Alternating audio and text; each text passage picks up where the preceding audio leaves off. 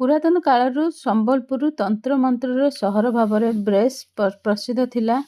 ता छड़ा बौद्ध समय एठी तंत्र साधना बहुत होउथिला। तेणु एही सहर को तांत्रिक बुद्धिजीम सहर मध्य कुआजे कहीं बौद्ध धर्मर प्रचार प्रसार भी एठी बहुत हेइथिला। तेबे इतिहासकारक मतरे आशापुरी देवी नाम एही सहर जे कि चौहान राजा मानक रक्षाकर्ता देवी थिले।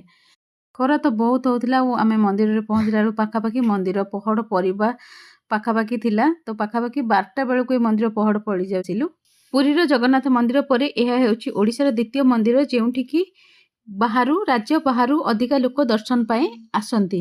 यार पूरा वीडियो आपण मानको ए वीडियो तळे लिंक रे मिली जिवो। आउ आपण माने मते प्रथम थर जदी देखुचंती मु दीप्ति मु एमिति भाबरे ट्रैवल वीडियो सब अपलोड करे। आपण माने ए पेज को बा यूट्यूब चैनल को फॉलो करि नियंतु एमि सब वीडियो आगो को देखिबा पाए।